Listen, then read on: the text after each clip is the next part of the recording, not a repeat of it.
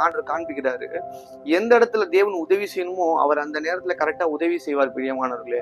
அவருக்கு தெரியும் எக்ஸாக்டான மொமெண்ட் எப்போ நம்முடைய வாழ்க்கையில உதவி தேவை அப்படின்ட்டு. ஏன்னா எந்த இடத்துல தேவனுடைய நாமம் மகிமைப்படுமோ அந்த இடத்துலதான் நம்மளுடைய தேவன் செய்வார் வல்லமை. ஏன்னா இங்க அவர் அற்புதத்தை முன்னாடி செஞ்சிருந்தாருன்னா நேபுகாத்நேச்சார் ரட்சிக்கப்படுறதுக்கு இருந்திருக்குமா இல்லையான்னு தெரியல. ஆனா இவர் அந்த எக்ஸாக்டான டைம்ல அங்க ஒரு அற்புதத்தை செய்யறாரு. செஞ்சனால என்னாச்சுன்னா நேபுகாத்நேச்சார் என்ன சொல்றாருன்னா இவருடைய தேவன் தான் உண்மையான தேவன், இவங்களதான் ஆராதிக்கணும்னு சொல்லி பின்பதான அந்த வசனத்துல நம்ம வாசிப்போம். நேபுகாத்நேச்சாரே ஒரு புஸ்தகத்தை எழுதியிருக்காரு, ரட்சிக்கப்பட்டிருக்காரு. அப்படின்னா அந்த ஒரு டெஸ்டிமனியை தேவன் கிரியேட் பண்ண நினைப்பார் பிரியமானவர்களே.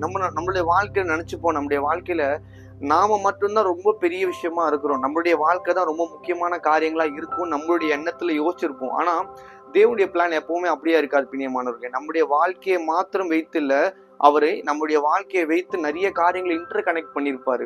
நாம் அதை